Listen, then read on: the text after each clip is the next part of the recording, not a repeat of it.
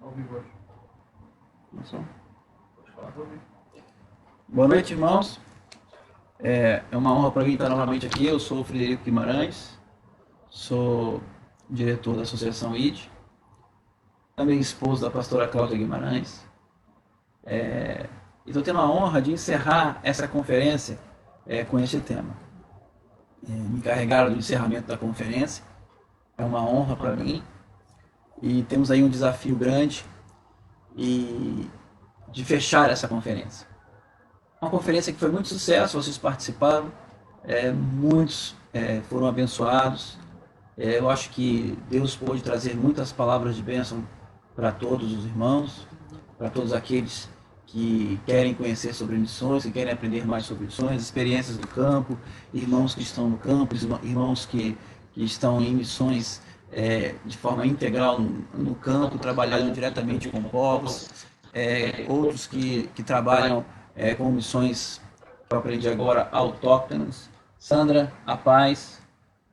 Vamos aqui deixar o pessoal entrar.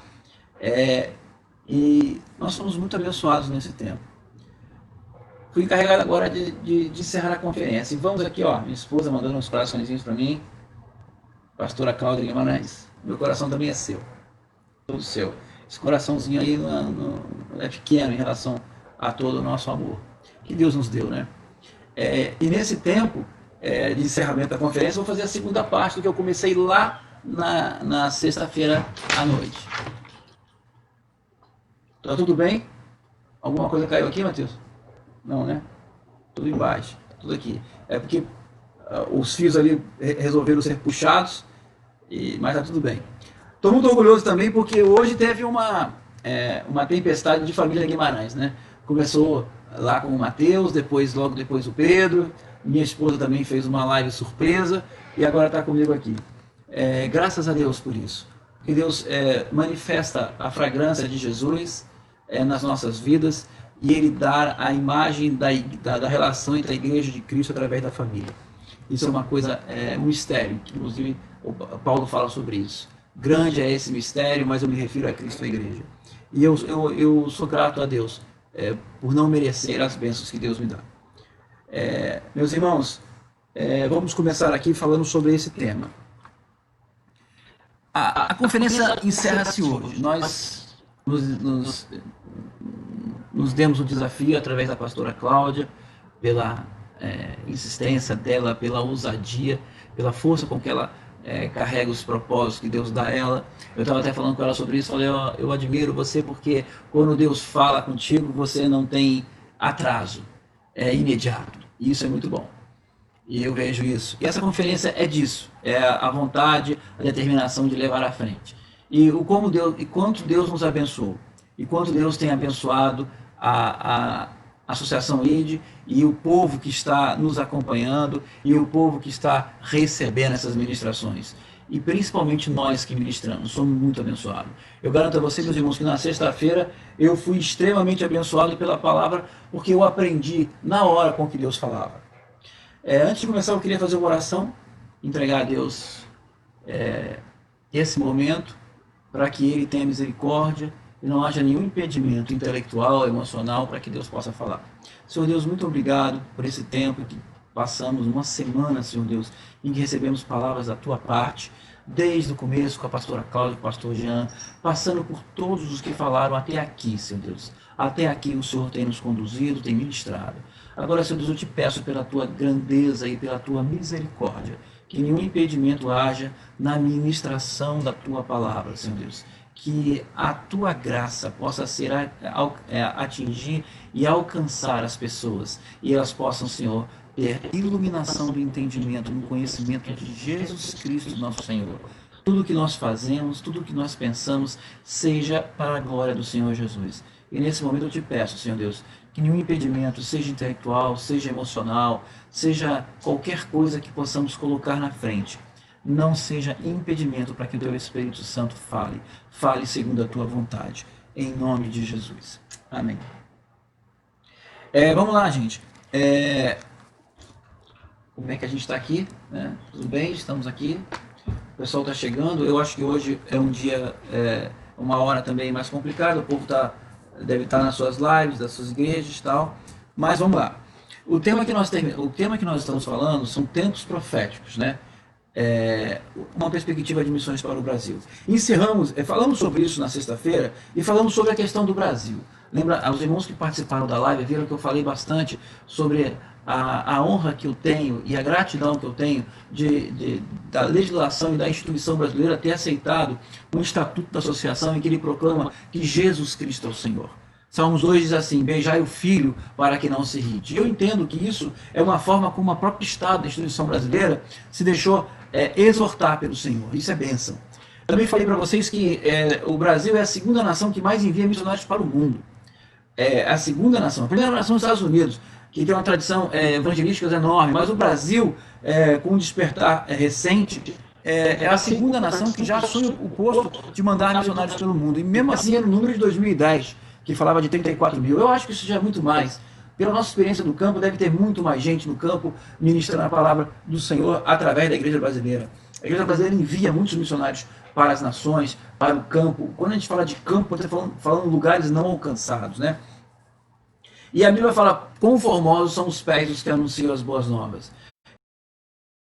Nós, como nação, podemos nos orgulhar de termos pés formosos. Como igreja nesta nação, podemos nos orgulhar de sustentar esses trabalhos.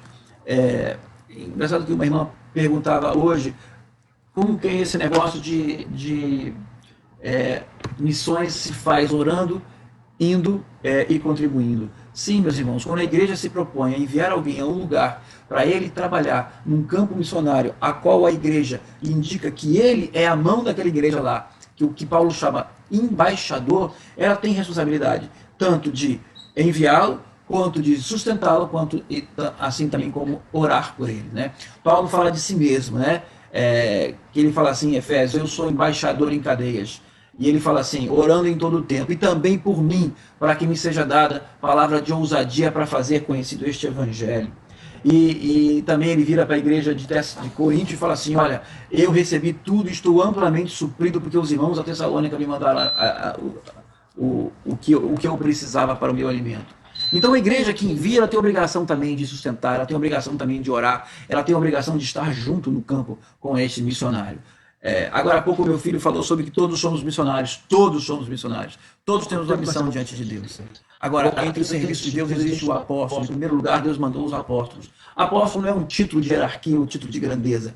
Apóstolo é um título para aquele que chega primeiro, no lugar. É um missionário que chega, é aquele cara que é enviado, é o primeiro a chegar. Esse é o apóstolo. E esse trabalho apostólico a igreja brasileira tem feito hoje como a segunda nação que mais faz o trabalho apostólico, é enviar os seus embaixadores em nome de Cristo para pregar o evangelho. Dessa pequena introdução rápida para falar do contexto da palavra de sexta-feira. Sexta-feira eu estava falando sobre o Brasil, né? E eu quero continuar a falar sobre o Brasil, mas eu quero agora fazer a questão dos tempos proféticos. Como os tempos proféticos que nós vivemos hoje e sempre vivemos, mas hoje mais intensamente, estão todos eles vinculados a missões. As missões é a chave, o on-off que faz com que os tempos proféticos aconteçam. Vamos ler isso? Lucas capítulo 10, Jesus, é a primeira comissão que Jesus faz. Jesus chama 70 discípulos e fala para eles assim: olha, eu vou vos enviar à minha frente. Antes que eu chegar nas aldeias, vocês vão à minha frente proclamando o evangelho deste reino. Então a primeira comissão missionária que Jesus faz é para os 70 discípulos. Né? Os 70 discípulos vão, aí Jesus fala assim, Lucas 10, versículo 1 diz assim: depois disso, eu estou aqui lendo a Bíblia, estou baixando a cabeça, meus irmãos. Depois disso, o Senhor designou outras 70 e os enviou de 2 em 2 para que o precedessem em cada cidade e lugar onde ele estava para ir. Lhe precedessem. Não se esqueça que a palavra é precedessem. Eles precederam Jesus. Jesus estava indo pelo caminho, mas antes Jesus enviou 70 discípulos seus, missionários, embaixadores dele, Jesus, que pregassem o evangelho do reino. E eles foram. Quando Jesus encontrou eles na volta, isso está lá no capítulo, a partir do versículo 16, quem vos der ouvidos, ouve-me a mim. E quem vos rejeitar, a mim me rejeita. Quem, porém, me rejeitar, rejeita aquele que me enviou. Aí, isso quando Jesus manda, ele fala, olha, você vai em meu nome. Se receberem vocês, estão recebendo a mim. Se rejeitarem vocês, estão rejeitando não só a mim, mas ao meu próprio Pai que está no céu. O mundo fala de Deus, Deus, Deus, mas não entendem. Eles não compreendem que Jesus é o Senhor. E se você não honrar Jesus, você não honra Deus. Pai, né? Vamos falar assim. É um assunto que depois eu gostaria de trabalhar com mais calma. Então regressaram os 70, possuídos de alegria, dizendo, Senhor, os próprios demônios se nos submetem pelo teu nome. Eles ficaram impressionados com a autoridade e o poder do nome do Senhor Jesus Cristo. Mas ele lhes disse, Jesus disse para eles assim, eu vi a Satanás caindo do céu como um relâmpago. Eu disse na sexta-feira que eu ia começar, de onde eu tinha terminado, aqui. Jesus fala para os discípulos, eu via Satanás caindo como um relâmpago. Essa comissão de missionários, esse agir de missionários, provocou uma revolução celestial. Isso está escrito lá em Apocalipse, capítulo 12, a partir do capítulo 12. Vamos lá, gente. Tenha paciência comigo aqui. Nós estamos falando sobre tempos proféticos. Estamos falando sobre estes tempos. Mas eu quero fazer a contextualização dentro da Bíblia. Né? Viu-se grande sinal no céu. A saber, uma mulher vestida do sol, com a lua debaixo dos pés, e uma coroa de 12 estrelas na cabeça, que, achando-se grávida, grita com as dores de parto, sofrendo tormentos para dar à luz. Viu também outro sinal no céu, e eis um dragão, grande e vermelho, com 7 cabeças, 10 chifres, nas cabeças 7 diademas. A sua cauda arrastava a terça parte das estrelas do céu, as quais lançou para a terra. E o dragão se deteve em frente da mulher que estava para dar à luz, a fim de lhe devorar o filho quando nascesse. Nasceu-lhe, pois, um filho varão, que há de reger todas as nações com um cetro de ferro, e o seu filho foi arrebatado para Deus até ao seu trono. Esse filho é o próprio Senhor Jesus. Lá em Salmos 2 diz isso. Nós lemos isso na sexta-feira, em Salmos 2, eu não gosto de falar sem ter o contexto bíblico e a prova bíblica das coisas. Esse filho varão que nasceu é o próprio Senhor, né? Diz assim, porque se enfurece os gentios, os povos imaginam coisas vãs. Os reis da terra se levantam e os príncipes conspiram contra o Senhor e contra o seu ungido, dizendo, rompamos os seus laços. Aí, pulando direto, ele fala no versículo 9, com vara de ferro os regerás e os despedaçarás como um vaso de oleiro. Então, este filho varão que nasceu é o próprio Senhor Jesus. Quando Jesus chega e ele na terra e ele cumpre o seu ministério, anuncia o evangelho da salvação, dá a sua própria vida por resgate de muitos, é crucificado por causa dos nossos pecados e ressuscita para a nossa salvação, ele cumpre plenamente o ministério. Gente, isso está em Gálatas, capítulo 4, que quando Jesus faz isso, ele cumpre a plenitude dos tempos. É o máximo de Deus na história humana está ali, quando Jesus faz isso tudo. Quer ver? Gálatas 4, versículo 4, fala sobre isso. Eu não tenho assim, os textos estão... Eu gosto muito de folhear a Bíblia, né? Como diz alguns antigos, farfalhar. Vindo, porém, a plenitude do tempo, Deus enviou seu Filho, nascido de mulher, nascido sobre a lei, para resgatar os que estavam sob a lei, a fim de que recebêssemos a adoção de filhos. Então, quando Jesus chega, quando Jesus ele se esvazia de sua glória e como homem cumpre todo o desejo de Deus, todo o propósito de salvação, ele é justo, e nenhum pecado havia em Jesus, e ele morre pelos nossos pecados, e cumpre toda a lei para que nós pudéssemos ser salvos, e a morte não nos alcançasse, porque o salário do pecado é a morte. Você quer saber se todos somos pecadores? A pergunta que eu faço a você, todos somos pecadores, porque até hoje eu não conheci alguém eterno, porque o que determina que uma pessoa é pecadora é a morte. Então, se todos morrem, todos são pecadores. Isso é um fato real, escrito, colocado na natureza.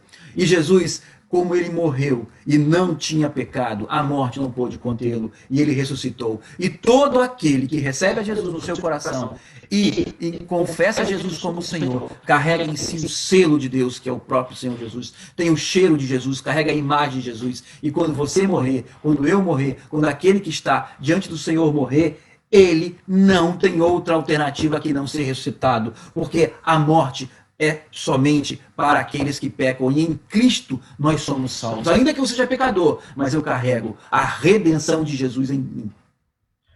Compreendem, gente? Eu aqui dei uma volta, fui lá e vamos voltar. Pega de volta. Vamos voltar aqui. Porque não há outro nome no céu ou na terra que podemos chamar para a salvação que não seja Jesus. Então, o máximo, o topo, o top de tudo que aconteceu na história da humanidade é Jesus Cristo. É tão forte isso que o nosso tempo é dividido entre antes de Jesus e depois de Jesus. Aqueles que rejeitam a Jesus, rejeitam também este calendário. Porque os tempos, eles têm o pico máximo que está em Jesus Cristo. Jesus Cristo, ele é antes e ele é depois. Então, quando Jesus nasce e vence, ele é na plenitude dos tempos. Isso acontece na alegoria em relação ao dragão. O dragão não consegue ter qualquer efeito sobre Jesus. Satanás. O dragão é o próprio Satanás, que vai falar logo a seguir aqui em Apocalipse, capítulo 12. Meus irmãos, tem um pouquinho de paciência aqui, nós vamos lá, né? Apocalipse, capítulo 12, fala isso, né? Houve peleja no céu. Miguel e os seus anjos pelejaram contra o dragão. Também pelejaram o dragão e seus anjos. Todavia não prevaleceram, nem mais se achou no céu o lugar deles. E foi expulso o grande dragão, a antiga serpente, que se chama Diabo e Satanás, o sedutor de todo o mundo. Sim, foi atirado para a terra, e com ele os seus anjos. Então ouvi grande voz do céu proclamando: agora veio a salvação, o poder, o reino do nosso Deus e a autoridade do seu Cristo, pois foi expulso o acusador de nossos irmãos, os mesmos que os acusa de dia e de noite diante do nosso Deus. Meus irmãos, quando os discípulos, os 70, voltam para Jesus e falam assim: Senhor, até os demônios se nos submetem, Jesus fala assim: eu via Satanás caindo do céu como um raio. A primeira comissão que Jesus deu teve o efeito de fazer isso que nós lemos em Satanás. Derrubar ele do céu. Fazer com que Miguel e seus anjos pelejassem e falassem: sai daí, porque o reino do nosso Senhor é proclamado e você não tem mais direito de estar aí em lugar do rei Jesus. Porque até então Satanás era tutor do homem, agora não tinha mais direito, Jesus venceu. Então a primeira comissão missionária, o primeiro ide de Jesus, causou este efeito. O efeito de derrubar Satanás das alturas e ele se estatelar no chão, na terra, vamos falar assim. Não há mais lugar. Jesus venceu e tirou Satanás de lá. E esse efeito nasceu quando os discípulos vão e anunciam: é chegado até vós o reino de Deus. Primeira comissão missionária causou esse efeito no céu. Meus irmãos, imagine aquela que nós fazemos hoje: ide por todo mundo e pregai o evangelho a toda criatura. Foi a segunda. Jesus já vira para as nações, para a igreja, para aqueles que são chamados entre os gentios, e fala: ide por todo mundo e pregai o evangelho a todas as nações. Quem crer e for batizado será salvo. Quem não for, quem não crer será condenado. Então vocês imaginem quem é que está precipitando todos os eventos da plenitude dos tempos, a quem Deus reservou com a chave que abre os tempos de Deus nos céus e na terra. É isso mesmo. Vocês lembrou do versículo, né? A igreja que tem as chaves. E essa chave é ela que gira. A primeira volta que a chave deu, abrindo a porta, gerou que Satanás caísse do céu. Agora temos a nossa chave, aquela que Jesus nos envia hoje, e como missionários nós levamos esta palavra às nações. Em Pedro fala assim: apressando a vinda do nosso Senhor. Enquanto este evangelho do reino não for pregado em todo o mundo, não acontecerá. Jesus falava isso em Mateus 24, em relação à segunda vinda de Jesus. Meus irmãos, Os comentários estão parados, ninguém está falando, ou está travado aqui para mim. Eu não sei muito bem, né? Se é isso, porque eu estou com um high-tech aqui na minha frente. Bom, o comentário está aqui parado. Se vocês quiserem botar comentário, vocês podem falar. A última que tem aqui é a Sandra, que está dando uma força aqui. Amém, pastor? Amém. Amém. Mas vamos lá. Então, quando Jesus ressuscita e é assunto aos céus, eu fico ouvindo umas coisas interessantes, né? E algumas vezes eu fico pensando, falo assim, Jesus, de onde vêm essas coisas? A gente, como vai num culto, ou a gente se reúne, ou a gente, num momento de tristeza, a gente fala assim, Senhor, manda a tua presença. Senhor, eu quero a tua presença. Manifesta a tua presença. Aí hoje o Senhor me lembrou o texto de Atos, né?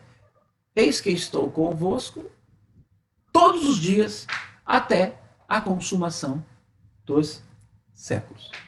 Deus está conosco todos os dias até a consumação dos séculos. Sabe por quê? Porque nós somos a igreja que anuncia o fim desses tempos. A plenitude dos tempos começa em Jesus e só termina quando ele volta. Porque a comissão que Jesus deu aos 70 começa quando Jesus manda os discípulos e ele vai atrás e os encontra. Jesus encontra os discípulos depois, os 70, e eles falam, Senhor, até os demônios se nos submetem. Não é isso? Jesus fala, alegrai-vos porque os vossos nomes estão escritos no livro da vida. Não só porque os demônios nos submetem. Mas antes Jesus fala assim, olha, um sinal aconteceu. Satanás foi expulso do céu. Está aqui em Apocalipse 12. Esse texto de Apocalipse 12, versículo 7, é referente à comissão de 70. Agora Jesus faz uma segunda comissão. Ir por todo mundo e pregar o evangelho a toda criatura. E ela só vai terminar quando Jesus nos encontrar. Porque nós vamos como embaixador de Jesus e ele vai nos encontrar. Por isso que lá em Apocalipse 14 tem duas ceifas. A ceifa do próprio Jesus, que passa a sua foice na terra, o próprio Jesus assentado sobre as nuvens, tirando da terra aqueles que são dele. E uma segunda em que um anjo joga... Pode ler Apocalipse 14. Eu vou deixar vocês lá para isso. Em que aí sim, os ímpios, aqueles que rejeitaram a palavra de Jesus, são ceifados da terra. Então, por isso que Jesus fala que nós estamos na seara.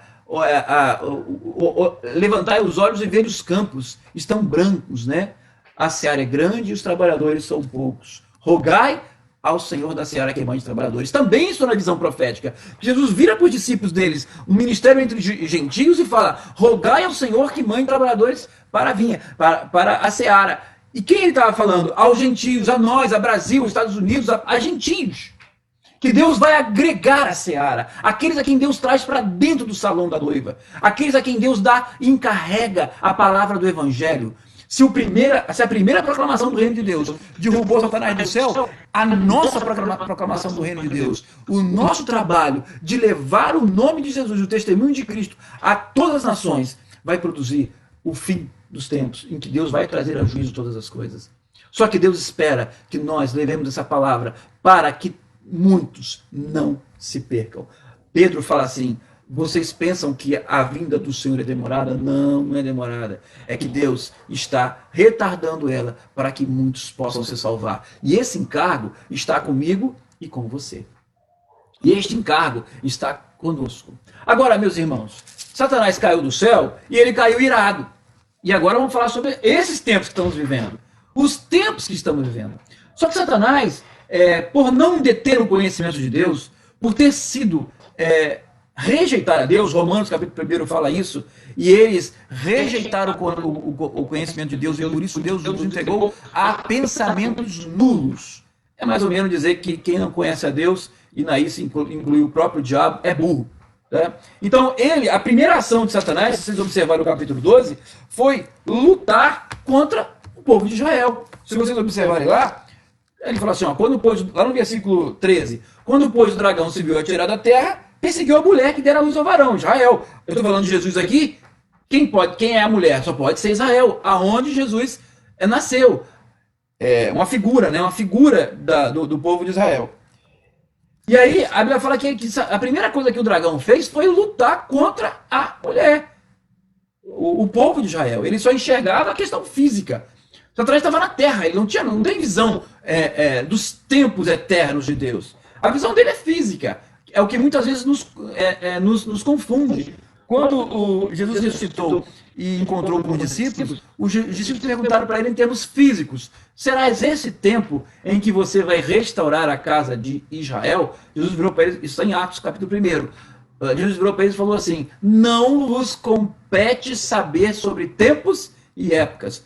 Tempos físicos ou épocas, ações de Deus, a qual o Pai reservou para a sua própria vontade, né? E aí Jesus fala, toda autoridade me foi dada no céu e na terra, né? E de portanto por todo mundo e pregar o evangelho a toda criatura.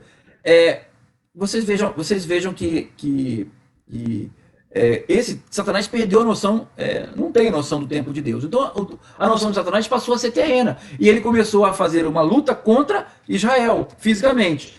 Aí a Bíblia fala que Deus providenciou entre os povos e as nações uma forma de proteger a mulher, de proteger ela e não deixar que esta mulher fosse consumida. Foi o que aconteceu nos últimos 2000 anos, em que Israel o tempo inteiro foi perseguido. Até as perseguições iniciais dos cristãos eram muito mais porque eram judeus do que cristãos, porque era uma facção dos cristãos. A perseguição para valer a cristãos foi uma coisa do século XX, no final do século XIX, do século XX.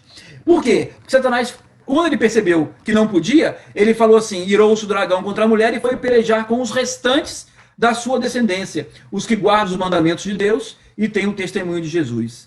E se pôs em pé sobre a areia do mar. Para lutar contra a igreja, ele começou a fazer coisas. E nesse tempo que nós vivemos, quando a igreja começa, que Deus nos deu um tempo de paz, um tempo de plenitude, um tempo em que os gentios, eles vão vão pregando o evangelho, vão se convertendo, a igreja vai crescendo. E quando Satanás se apercebeu disso, ele falou: é hora de eu enfrentar a descendência de Abraão, os que guardam o testemunho de Jesus e têm a fé. Isso está em Gálatas 4, que acabamos de ler. Vendo as plenitudes dos tempos, né? Deus se manifestou. Aquele que acabamos de ler é importante de ler, porque lá vai estar escrito novamente sobre isso. Gente, vocês não estão dando comentário porque estão atentos ou porque não tem o que falar, gente? Para resgatar aquele texto de Gálatas 4, né? Vindo, porém, a plenitude do tempo, Deus enviou o seu filho, nascido de mulher, nascido sob a lei, para resgatar os que estavam sob a lei, a fim de que recebêssemos a adoção de filhos. Ou seja, nós fomos contados como filhos. E porque vós sois filhos, enviou Deus ao nosso coração o Espírito de seu Filho que clama: Abba, Pai. Então esses filhos, a qual Apocalipse fala, o restante dos seus filhos, os que guardam o mandamento de Deus e têm o testemunho de Jesus, que está em Apocalipse 12:17, refere-se a nós. Comprovado pela palavra de Gálatas 4. Nós somos esses filhos e que Deus nos encarregou de levar essa palavra. E essa palavra que ela vem ao mundo, mudando o mundo. O mundo mudou completamente. Deus deu a plenitude dos tempos através da pregação do Evangelho de Cristo Jesus. Através da iluminação do conhecimento de Deus, através do Senhor Jesus Cristo, a toda criatura e a todas as nações. Por isso que essas coisas não vão se cumprir até o fim, enquanto este evangelho não for pregado a toda criatura. Aí a reação de Satanás foi: pôs-se em pé sobre a areia do mar. E quem Satanás chama? O próprio anticristo. O começo da reação de Satanás à igreja é o anticristo. Então Satanás começa a movimentar águas, que em tempos proféticos se refere à igreja. E essas águas são movimentadas para que dela saia uma besta. E esta besta, a figura de uma besta, né? É a figura de uma besta, de um animal muito feio, de um animal muito terrível, de algo que não tem harmonia, é algo terrível. Ela é representada por alguém a qual Satanás dá a sua autoridade. Como é que eu posso dizer para vocês que esta figura, que eu chamo da besta que saiu do mar, é o anticristo? Isso está lá em 2 Tessalonicenses, gente, 2, 3 e 4. 2 Tessalonicenses 2, 3 e 4 fala sobre isso. 2 Tessalonicenses diz que o anticristo, o homem da perdição, o iníquo, ele é segundo a eficácia de Satanás, né? Então, quando Apocalipse 13 fala que esta eu vou pegar aqui o texto, a Tessalonicenses. Bom, meus irmãos, para a gente não atrasar, está lá em 2 Tessalonicenses, ele fala assim, que o homem da perdição, ele é segundo a eficácia de Satanás. A primeira Tessalonicenses, desculpa, meus irmãos, eu estou aqui...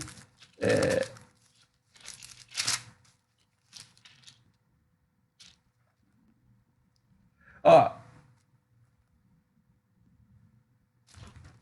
ele fala assim, que este homem, o anticristo, ele chega na terra segundo a eficácia de Satanás. Então isso corrobora com o texto que está lá em Apocalipse, dizendo, olha só, ninguém de nenhum modo vos engane, porque isso não acontecerá sem que primeiro venha a apostasia e seja revelado o homem da iniquidade, o filho da perdição, o qual se opõe e se levanta contra tudo que se chama Deus ou é objeto de culto, a ponto de assentar-se no santuário de Deus, ostentando-se como se fosse o próprio Deus.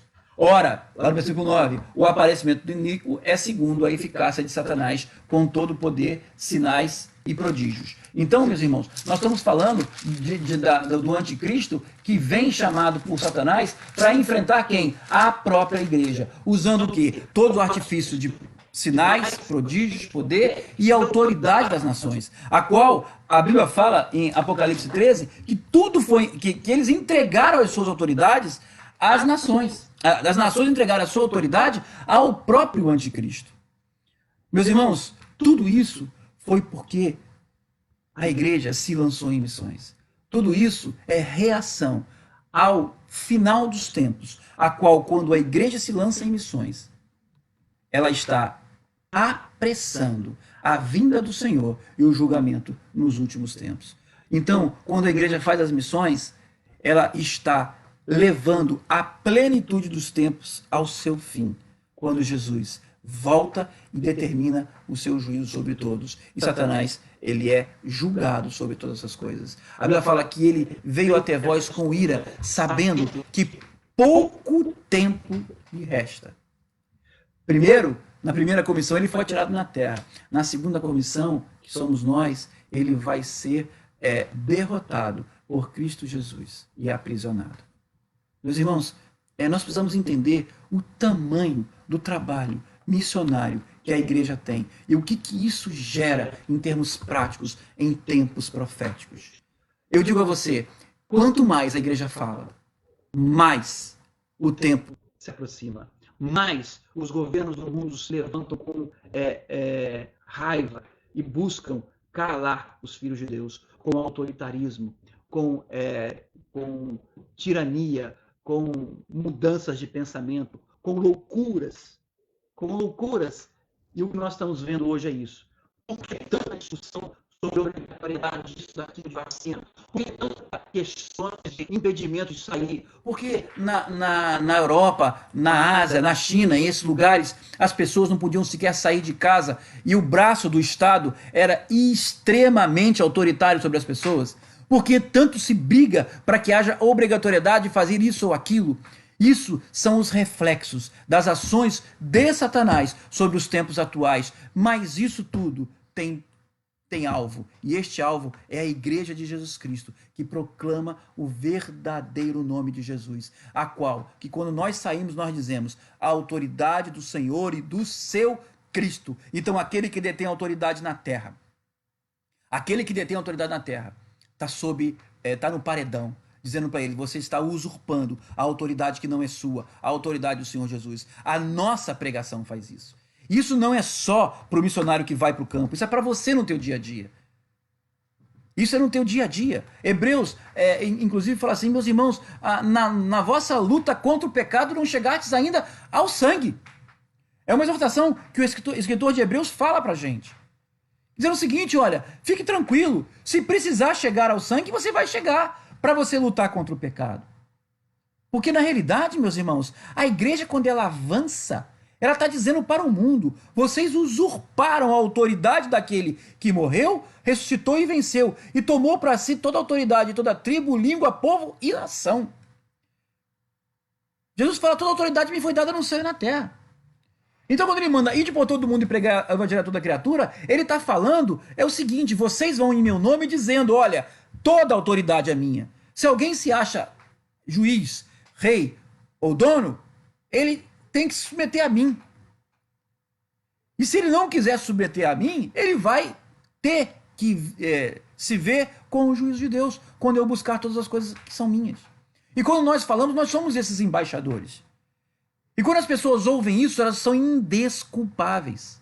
E como elas são indesculpáveis, Deus não precisa mais reter o seu tempo. E por isso você apressa a vinda de Deus. E Satanás sabe disso. Por isso Satanás vai tentar calar a igreja de Cristo em todo o tempo. Vai tentar calar a igreja de Cristo com confusões teológicas, ideológicas, pensamentos, sofismas, né?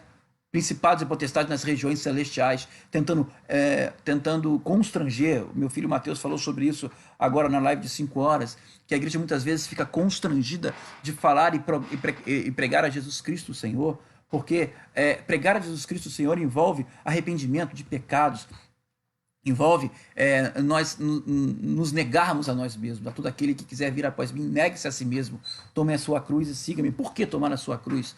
Porque nós precisamos testificar de Jesus diante do mundo.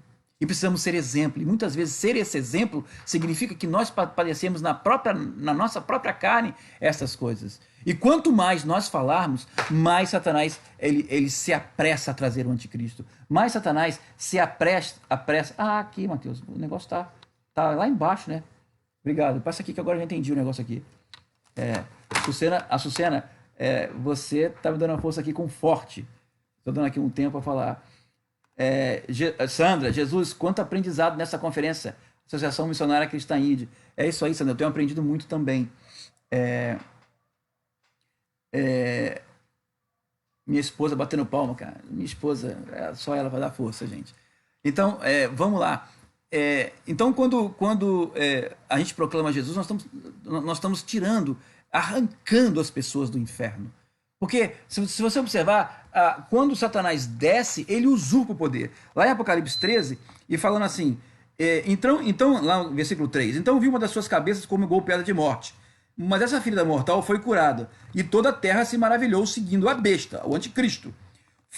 E adoraram o dragão, porque deu a sua autoridade à besta. Também adoraram a besta, dizendo, quem é semelhante à besta? Quem pode pelejar contra ela? Vocês observam que a primeira ação de Satanás foi constranger o mundo com medo. Quem pode pelejar contra essa besta? Contra esse anticristo? Foi-lhe dada uma boca que proferia arrogâncias e blasfêmias, e autoridade para agir 42 meses. A autoridade de Jesus, se ele tomou essa autoridade durante 42 meses, que são tempos de Deus, significa que ele usurpou a autoridade de Jesus. E quem é que dizia para eles que o reino é do Senhor Jesus? Quem conhece a Bíblia sabe que João Batista foi decapitado porque ele apontava o dedo para o governador Herodes e dizia, você está errado, com a esposa do seu irmão. Então, quando ele proclamava a verdade e levava a verdade, por que ele fazia isso para Herodes? Porque Herodes era governador da Judéia, povo de Deus. E ele falou, você não pode andar em justiça, você não pode fazer essas coisas, porque você está maculando o reino de Deus. Isso aqui. E assim a igreja, ela anuncia, e com isso ela leva a verdade. Jesus é o Senhor. E quem está com medo e deu a sua autoridade, o que acontece? E abriu a boca em blasfêmias contra Deus, para lhe difamar o nome e difamar o tabernáculo, a saber, os que habitam no céu. Foi-lhe dado também que pelejasse contra os santos e os vencesse. Deu-se-lhe ainda autoridade sobre cada tribo, povo, língua e nação, e adorá-la-ão todos os que habitam sobre a terra, aqueles cujo nome não foram escritos no livro da vida do Cordeiro. Meus irmãos, por um curto período de tempo, as nações darão a sua autoridade ao anticristo. que só existe porque Satanás lhe deu a sua autoridade. E só faz as coisas porque Satanás, através de um poder maligno, lhe dá sinais e prodígios. E nós vamos ver no versículo seguinte, que é o falso profeta, que Deus permite que ele faça sinais e prodígios para enganar aqueles que rejeitam Jesus. Né?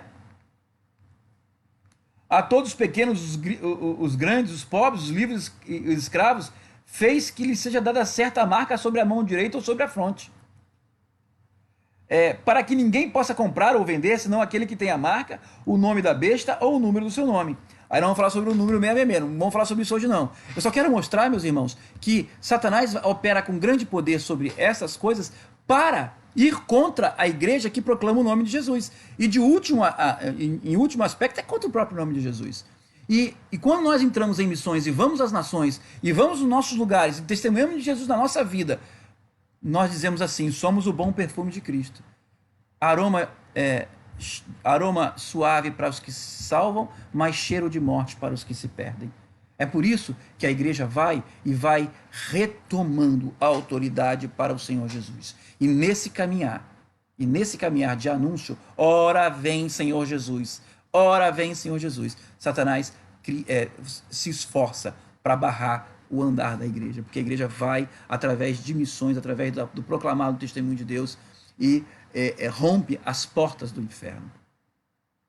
Então, os tempos em que vivemos, em que crescemos, em que o evangelho é levado ao mundo, em que o Brasil coopera como nação e como igreja para levar esse evangelho do reino e a iluminação do conhecimento de Cristo ao mundo, neste tempo, meus irmãos, há uma reação de todas as nações contra a autoridade de Jesus manifestada pela igreja. Então, não podemos estranhar a resistência que vamos encontrar nesses tempos, tanto como igreja quanto no campo missionário. Porque em todo o aspecto que nós fazemos missões. Pedro Paulo agora há pouco falou sobre isso. Meu filho, ele falou, olha, ou você é um missionário ou você é um impostor, porque nós temos uma missão. E a verdadeira missão da igreja é proclamar Jesus como Senhor. Né? Nós somos embaixadores do Senhor. Nós somos embaixadores desse reino. Ora, vem, Senhor Jesus. É o que nós falamos o tempo inteiro. Ora, vem, Senhor Jesus. E a igreja, quando proclama isso, é a missão dela. E quando ela fala isso, ela grita as autoridades dos poderes do mundo. Né? Então, esse fogo contra a igreja, contra o nome do Senhor Jesus, contra o trabalho missionário, ele só tende a crescer. Nós estamos conversando hoje com a Carla, missionária lá no Haiti, e ela falava quão difícil está sendo exercer o trabalho missionário lá no Haiti. Eles têm que entrar fugidos muitas vezes no Haiti, eles têm que entrar com muita dificuldade para levar alimento às crianças na base do Haiti e enfrentam muita dificuldade. E nos relataram que, por exemplo, houve uma mudança de governo recente na República Dominicana, onde eles moram, e agora a perseguição vai aumentar. Pastor Calênio e pastora Valber tentaram, junto com a pastora Diana, tentaram entrar em Moçambique, foram barrados antes, foram barrados lá na Etiópia, por gente com o coração endurecido, enraivecidos pela palavra do Senhor. Isso é mais espiritual do que possa parecer, meus irmãos. É muito mais espiritual do que possa parecer. As igrejas foram assoladas nessa pandemia, sendo todas fechadas. Em muitos países, como o Brasil e os Estados Unidos, que há um direito constitucional de reunião, nós fomos obrigados a fechar, sendo que os governos cuspiram na própria Constituição, naquilo que eles chamam de regra máxima. Isso é o poder de Satanás sobre esses tempos finais. Sim, meus irmãos, criaram medo, porque a Bíblia fala que Satanás opera através do medo, Hebreus fala isso. E o que ele fez? Criou um medo para que as pessoas se sujeitassem a Satanás por causa do medo. E eu gostei muito da palavra do Mateus, quando ele falou que nós não podemos ficar somente na cruz, porque a obra de Jesus não terminou na cruz. A obra de Jesus terminou na ressurreição. Então, o que nos está destinado não é morte, é vida, porque ele ressuscitou ao terceiro dia. E Paulo fala isso, Jesus não ressuscitou. De que vale a nossa pregação? Somos os mais miseráveis dos filhos dos homens. E isso é o alento que temos diante de Deus. Você precisa crer que toda a obra de Jesus se cumpre na obra missionária da igreja, e que há esperança sobre todo esse trabalho, esse árduo trabalho das mãos. Por quê? Porque o Senhor vai trazer a recompensa a cada um de nós, e é que a nossa vida e nosso corpo não pode ficar na morte. Uma das coisas em Efésios, quando Paulo estava em Éfeso, e ele experimentou uma perseguição muito grande, ele fala assim, olha, o que me consolou naquela época, em que eu estava sofrendo perseguição, foi o seguinte, porque era tão forte a perseguição que eu estava sofrendo, que eu me desesperei da própria vida. Mas o que eu fiz? Eu não dei vantagem a Satanás. Eu falei para Satanás, se você me matar, não me importa, porque eu vou ressuscitar. Então, eu me considerei morto. Eu me considerei morto porque você não tinha mais vantagem sobre mim. Como é que você vai ameaçar de morte alguém que já se considera morto em Cristo? Como é que você vai ameaçar de medo alguém que já morreu em Cristo? Por que ele fez isso? Porque eu tinha a esperança da ressurreição. Então Paulo fala assim, eu fui astuto, eu fui esperto. Eu disse para Satanás, você está me ameaçando de morte? Eu me considero morto, já morri. E agora? Em Cristo eu tenho a esperança da ressurreição. Mas é uma esperança verdadeira e real. Porque em Jesus é assim. E a igreja hoje, ela vai se levantar cada vez com mais força para proclamar o evangelho. Por isso que o Apocalipse 14 fala que nós vamos ser derrotados muitas vezes, sim. Presos, aprisionados, colocados em prisões, humilhados, sinais e prodígios do inferno querendo te enganar. Mas eu queria pegar esse 2 Tessalonicenses sobre sinais e prodígios, gente. Que Paulo fala sobre esse texto. 2 Tessalonicenses, lá, aquele que acabamos de ler, ele fala que Deus deixou isso acontecer para enganar, nós, gente, vamos guardar isso que eu vou falar agora, que nós vamos precisar dele. Guarda isso que eu vou falar para vocês, meus irmãos. Guarda, nesse tempo que nós somos ministros. 2 Tessalonicenses, capítulo 2, versículo 9. Ora, o aparecimento do iníquo é segundo a eficácia de Satanás, com todo o poder e sinais e prodígios da mentira, e com todo o engano de injustiça aos que perecem, porque não acolheram o amor da verdade para serem salvos. É por esse motivo, pois, que Deus lhes manda a operação do erro, para darem crédito à mentira, a fim de serem julgados todos quantos não lhe deram crédito à verdade. Antes, pelo contrário, deleitaram-se com a injustiça. Essa operação do erro que Satanás fala lá em Apocalipse 13, versículos de 11 a 18, inclusive falando que as pessoas terão marcas para comprar ou vender, e o falso profeta terá sinais e prodígios. Isso Deus permitiu para que eles que rejeitaram Jesus e não conheceram a verdade sejam enganados. Mas você que tem a verdade em Cristo não vai ser enganado. Esta é a perseverança dos santos. Eu estou encerrando a conferência com uma palavra forte sobre tempos proféticos, tempos que nos aguardam. Mas isso cumpre a nós. Cumprir o trabalho de Cristo em nós.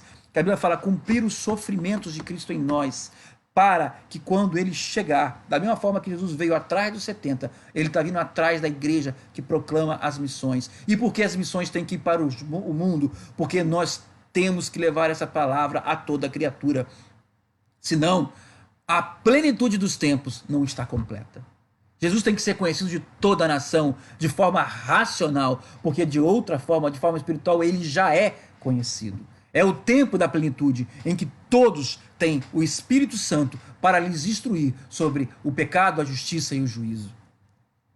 Né? É o Espírito Santo que convence as pessoas sobre isso. E Jesus está com cada um de nós todos os dias até a consumação. Ou seja, o que é a consumação? A consumação é quando essa plenitude acabar com a volta de sua propriedade que somos nós e com o julgamento daqueles que rejeitaram esta verdade. Mas esse tempo é apressado pelo nosso trabalho de missões. Observe, gente, que a chave do tempo de Deus, não o tempo cronológico, o tempo de Deus, a chave de falar assim, encerrou-se o tempo de Deus, está na mão da igreja e principalmente na mão de missões. As missões, elas são o adorno dos tempos proféticos. Ela que leva a palavra de Cristo até os confins da terra e apressa a vinda do Senhor, encerrando a plenitude desses tempos. Entende, meu irmão? Se anime, levante a sua cabeça, porque a Bíblia fala assim: próximo está a nossa redenção. Os movimentos que nós estamos vendo hoje acontecendo no mundo, e a pandemia acho que botou nu as intenções de Satanás e do anticristo, que está preparando o seu caminho de autoritarismo sobre toda a terra. Isto são o ressoar da última trombeta. É o ressoar, aquele finalzinho em que Satanás levanta o anticristo e o falso profeta para tentar barrar o caminho da igreja. Mas ele sabe que pouco tempo lhe resta e nada pode impedir a igreja de triunfantemente levar essa mensagem de Jesus Cristo. E triunfante em Cristo significa: eu sou fraco, por isso o Senhor me faz forte. Triunfante em Cristo significa: ainda que eu esteja abatido, o Senhor é comigo. Triunfante em Cristo significa que eu não tenho nada, mas Deus me dá tudo. Triunfante em Cristo significa que em qualquer coisa, seja na tribulação, na angústia, na pobreza, na fome, nós somos mais do que vencedores por meio de Jesus Cristo, nosso Senhor. É importante você guardar. Aqui a Giovânia me perguntou: coloca a referência de Tessalonicenses, por gentileza. Olha só, Giovânia, eu vou te dizer para você juntar dois textos. 2 Tessalonicenses, capítulo 2, tá? Paulo fala sobre os últimos tempos. 2 Tessalonicenses 2, do versículo 1 até o versículo 12. Ele fala sobre o aparecimento do iníquo, que é segundo a eficácia de Satanás, e fala das operações de milagres. E aí você vai lá para Apocalipse 13, você vai ver que tanto a besta que sai do mar, que é uma referência ao anticristo, ela é segundo o poder de Satanás. E o falso profeta está falando que é segundo também, que lhe dá poder de sinais e prodígios. E aí Paulo termina no versículo 11 de 2 Tessalonicenses, capítulo 2, dos versículos 1 ao 12, ele fala: Deus deixou isso acontecer para aqueles que não creem. Entenderam, meus irmãos? Então,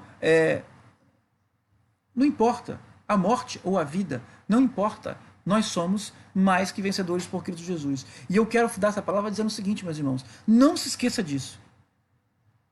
Porque, mesmo ideologias, teorias muito bem rebuscadas, maravilhas e sinais, milagres enlouquecidos, nada disso pode nos separar do amor de Deus que está em Cristo Jesus. E lembre-se, meu irmão, lembre-se que essas maravilhas e prodígios são operação do erro. Do erro. Elabora-se teorias maravilhosas. Ontem eu estava ouvindo um vídeo sobre a teoria do gênero, e aqui no Brasil eles querem obrigar as escolas a ensinar sobre gênero, a ideologia de gênero.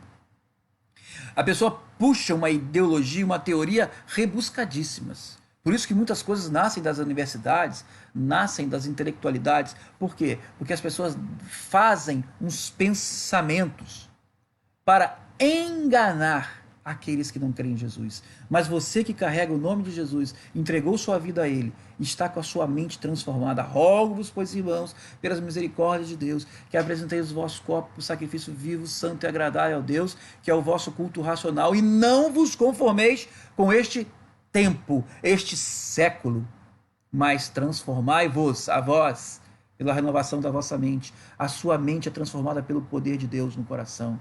Os discípulos, quando iam pelo caminho de Emaús, né, 2 discípulos, eles iam chorando intelectualmente a morte de Jesus. Esperávamos que fosse ele que nos restauraria o reino de Israel.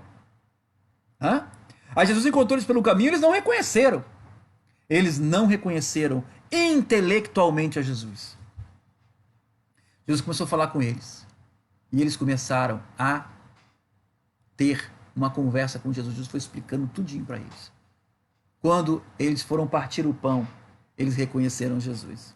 Mas eles falaram assim: não nos ardia o coração quando ele nos falava? Ainda que a sua mente muitas vezes não capte, não entenda, o seu coração arde. Temos o selo do Espírito Santo em nós, que faz com que a nossa mente seja renovada. e sejamos guardados dos sofismas, das mentiras, da operação do erro, porque o nosso coração queima pela graça do Senhor. Por isso, se você é chamado, não deixe, não atrase o tempo. Abre a sua boca, prega o evangelho, viva o evangelho, mostre a justiça de Deus através da tua vida. A criação geme e suporta angústias, aguardando a revelação dos filhos de Deus. Porque ela sabe que quando os filhos de Deus se manifestam, é chegado o tempo da consumação, em que Jesus volta. Entende, meus irmãos? A sua vida, ela é capaz de apressar a vinda do Senhor e, no tempo de Deus, encerrar a consumação dos séculos, porque você gera diante do Senhor justiça e você despoja os principados e potestades dessa terra. É o texto de Colossenses, né? Nele foram criadas todas as coisas, nos céus e sobre a terra, as visíveis e as invisíveis, sejam tronos, sejam soberanias, quer principados, quer potestades. Tudo foi criado por meio dele e para ele. Ele é antes de todas as coisas e nele tudo subsiste. Colossenses capítulo 1, versículo 16 e 17. E que, havendo feito a paz pelo sangue da sua cruz, por meio dele reconciliasse consigo mesmo todas as coisas, quer sobre a terra, quer nos céus. E eu vou dizer para vocês, meus irmãos, eu não vou entrar nesse mistério mais ainda, mas quando em Colossenses Paulo fala assim, ele reconciliou consigo todas as coisas, quer nos céus, quer nas terras, essa mensagem deste evangelho de reconciliação, que é o próprio Senhor Jesus Cristo, ele foi encarregado à igreja de Deus. Mensagem essa que os anjos anelaram falar. Porque, na realidade, a tua palavra dá reconciliação até para os anjos. Mas não vamos entrar nesse mérito. É só para você ver a profundidade da palavra, da pregação do nome de Jesus sobre toda a terra. Eu quero terminar, meus irmãos, esse tempo. Não quero cansar os irmãos. Eu sei que eu queria que essa palavra pegasse fogo no coração. Tem um texto de Jó, que eu não sei, eu não vou conseguir achar o texto aqui agora, é que eu me lembrei dele. Ele fala assim, quando Deus está conversando com Jó, e inquirindo Jó, Deus fala assim, que é você que fez com que a luz nascesse no horizonte, e dela os iníquos fossem retirados. O que tem a ver o nascer do sol com a iniquidade? Porque ali ele está falando de Jesus. Quando vem nascer a luz de Jesus sobre o mundo, do mundo é retirado os iníquos. Então, quando nós proclamamos Jesus, o mundo está sendo iluminado com a verdadeira luz do mundo. E debaixo dessa luz não prevalece iniquidade nenhuma. No princípio, criou Deus os céus e a terra era sem forma e vazia, e havia trevas sobre a face do abismo. Disse Deus, haja luz. As trevas sumiram. João capítulo 1, no princípio era o verbo estava com Deus e o verbo era Deus. Ele estava no princípio com Deus. Todas as coisas foram feitas por intermédio dele, e sem ele nada do que foi feito se fez. A vida estava nele, e a vida era a luz dos homens. A luz resplandece nas trevas, e as trevas não prevaleceram contra ela. Quando você proclama Jesus, quando a igreja levanta a voz, proclama Jesus a toda a terra é iluminada pela luz do mundo, e nela não prevalece nenhum iníquo. Ellen, desculpa, não tardem em fazer a nova conferência online. Vocês não têm ideia quanto essa conferência está sendo edificante na minha vida. Amém, irmã? Deus abençoe. Noelma diz assim, na minha também foi muito abençoado.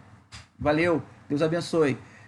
Nós estamos encerrando a conferência, é a última palavra. Gostaríamos de deixar um pouco mais à frente, falar muito sobre isso. Queria falar sobre a plenitude, queria falar sobre Jesus, a plenitude da criação. Ele é tudo. Quando Deus termina a criação, ele fala assim, muito bom por causa de Jesus.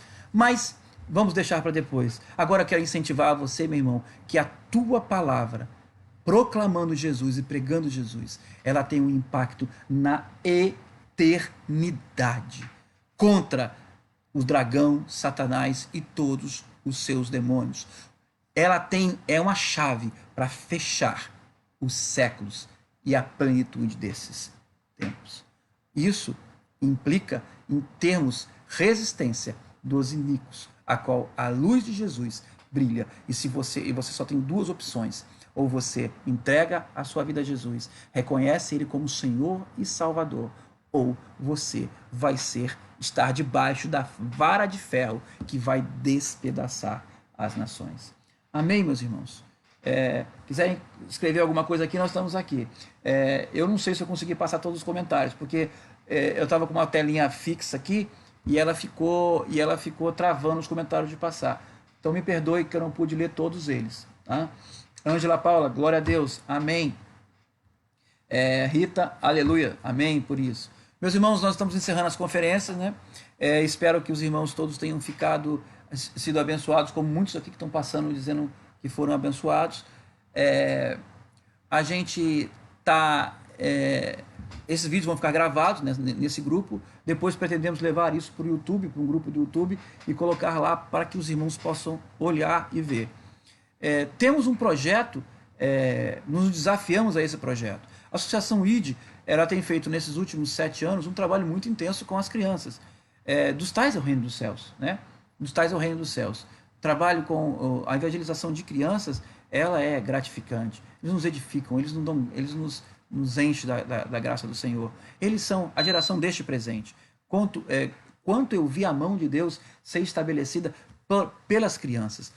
Nós estávamos inaugurando o primeiro refúgio em Moçambique, né? E eu estava na frente fazendo uma pregação no culto de abertura, de inauguração do refúgio, e na minha frente estava uma jovem, era uma adolescente, mas que nos últimos anos ainda estava saindo da sua fase de criança, né? A Idália. Deus me mostrou para ela e falou assim: olha, vocês estão aqui porque Idália orou. Vocês só estão aqui porque ela orou. Eu ouvi a oração dela e trouxe vocês para trazer essas coisas. Então, as crianças, delas é o reino dos céus. Deixai vir a mim os pequeninos, porque dos tais é o reino dos céus. Não os impeçais, é o Senhor falando. E nos desafiamos nesse tempo para abrir vários refúgios. Já estamos indo para o 4º refúgio.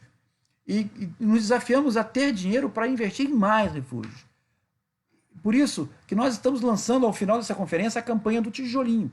Doe um tijolinho. Temos 3.000 ou mais pessoas no grupo. Se cada um doar um tijolinho, teremos dinheiro para fazer refúgios ou mais refúgios. Dependendo da região onde nós levarmos esse dinheiro, podemos abrir 1 ou 2 refúgios. Então, doe R$20 pelo tijolinho. Nós vamos lançar essa campanha, tem vários preletores que já fizeram o vídeo. Você pode pegar, doar, fazer essa oferta, que nós vamos levar ao campo missionário. Agora, em novembro, estaremos abrindo o refúgio lá em Tabuleiro Grande, no Rio Grande do Norte. Estivemos em janeiro lá, conhecendo a região, Pastor Calênio, a base do Pastor Calênio. Pastor Calênio se lançou a esse desafio, e nós vamos estar lá agora, através de pastora Cláudia e Mateus, vão estar fazendo o trabalho de implantação do refúgio. O refúgio é muito além de uma escola infantil, meus irmãos. Ele é um ponto missionário, porque todo o currículo de educação infantil que a pastora Cláudia Guimarães montou para o refúgio usa das coisas criadas para falar de Jesus, e de forma acessória eles são alfabetizados. É claro que o acessório de Deus é tudo, né? Quando o poder de Deus multiplica os pães, sobra 12 cestos cheios. Deus multiplica abundantemente as coisas. Buscar em primeiro lugar o reino de Deus, e as demais coisas vos serão acrescentadas. Então essas crianças, elas são profundamente abençoadas, tendo a sua vida transformada, conhecendo a Jesus, e acessoriamente elas são alfabetizadas. Mas esse acessório é fantástico. Experimentamos isso em Moçambique. Quando Lançamos o refúgio com o mesmo currículo, com a mesma estrutura. É, ouvimos a história do presidente que foi visitar a região, a cidade. Chegou para visitar a região, a cidade, e nenhuma das crianças conseguia ler. Só as crianças que leram para ele eram as crianças do refúgio. Estavam habilitadas a ler. Isso os missionários nos contaram. Os outros passavam pela escola regular, mas quem estava no refúgio conseguia ler. Então, meus irmãos, é assim.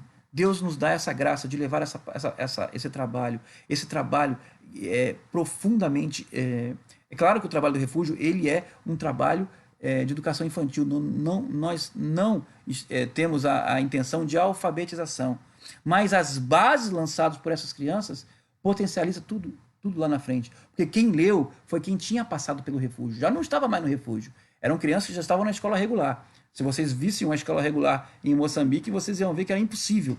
Mas quem estava fazendo a leitura era os meninos que tinham saído do refúgio. O refúgio ele está cuidando da educação infantil. Não se busca alfabetizar, se busca dar esse ensino associado à Bíblia, às coisas criadas, para que elas possam conhecer o Senhor Jesus no dia a dia e possam ser evangelizadas. Atingir também as suas famílias, dar à igreja um ponto em que ela possa ter acesso às pessoas e proclamar o evangelho desse reino. Participe, lance a sua semente, um tijolinho, R$ 20, e nós queremos, se conseguirmos que as 3.000 pessoas deem os R$ 20 de tijolinho, teremos mais refúgios sendo feitos. Além de outros trabalhos que fazemos. Ângela, obrigado, Deus abençoe. Nós estamos juntos, somos uma igreja que caminhamos para anunciar Jesus como Senhor. É assim que queremos. Amém. Então, meus irmãos, agradeço a participação de todos. Eu acho que fomos abençoados, estamos juntos em toda essa semana e eu tenho certeza que todos foram abençoados. Queria orar para a gente encerrar a conferência. Queria que Deus levasse à frente essa palavra que cada um dos palestrantes falaram, que cada um de vocês anotaram aqui nos comentários, que cada um deixou escrito na plataforma, que isso possa ser uma semente de conversão e arrependimento e salvação para quem lê. Vamos orar, meus irmãos? Senhor Deus, eu te agradeço por esse tempo, Pai, em que nós pudemos participar da conferência. Uma semana, Senhor Deus. Como fomos abençoados com todas as palavras, do primeiro ao último dia. Te louvamos pelas dificuldades, te louvamos, Senhor Deus, porque houve momentos difíceis, te louvamos porque alguns não puderam entrar, te louvamos pelo dia, Senhor Deus, em que as pessoas enfrentaram muitas dificuldades, mas de todas essas coisas o Senhor trouxe a redenção e tudo foi feito. Tudo, Senhor Deus, foi levado, toda a palavra chegou aos ouvidos da tua igreja e do mundo, Senhor Deus. Pedimos agora que cada uma dessas palavras seja levada pelo teu Espírito Santo e levada às vidas que precisam ouvir. Cada um dos escritos nos comentários, cada uma das palavras faladas, Pai, possam atingir as pessoas, mudar a vida, elas se arrependerem, crerem em Jesus e serem salvas, renovarem os ministérios, darem ousadia, tirarem o medo, carregarem, Senhor Deus, o Evangelho de Jesus desimpedidamente na sua vida. Senhor Deus, renovar chamados, trazer novos ânimos aos missionários, Pai. É o que nós pedimos. Te pedimos, Senhor Deus, que também que abra as portas de cada um dos países a qual os missionários não estão podendo entrar. A tua palavra fala que as portas do inferno não prevalecerão contra a tua igreja. Portanto, Senhor Deus, agora eu te peço em nome de Jesus, dá a tua ordem do céu. E, Senhor Deus, com a vara de ferro diz não e permita que os teus missionários possam entrar nos países aonde o povo clama por ti. Não permita, Pai, que essas autoridades impeçam a tua palavra de chegar ao clamor desse povo. Moçambique, na Jordânia, Senhor Deus, no Haiti, na República Dominicana, na Europa, no Oriente Médio, na Ásia, aonde for, Senhor Deus, vários missionários de vários lugares enfrentando muitas dificuldades, mas, Senhor Deus, não permita que a tua palavra seja interrompida. Agora, Senhor Deus, nós te pedimos em nome de Jesus, traz a tua maravilha e leva com ousadia os teus servos seja no nosso lugar em que vivemos, seja nas redondezas onde trabalhamos, seja onde estudamos, seja nas nações aqui ao qual devemos ser enviados, segundo o propósito do teu coração a cada um. Senhor, seja assim, faz a tua obra e leva a tua palavra. Nos dá ânimo, nos levanta para apressar a vinda do Senhor.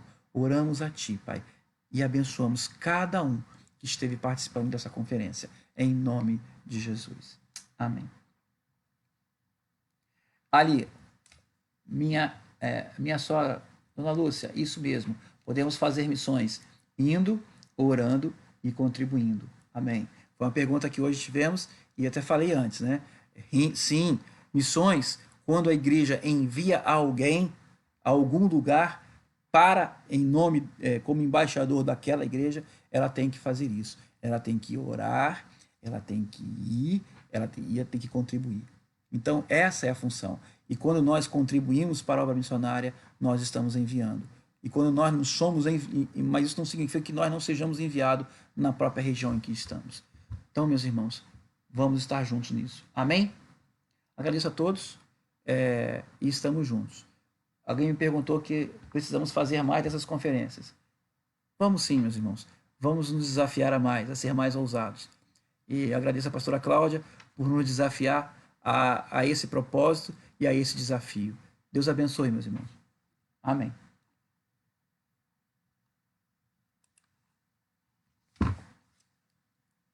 Como é que eu posso seguir, Mateus? Posso encerrar?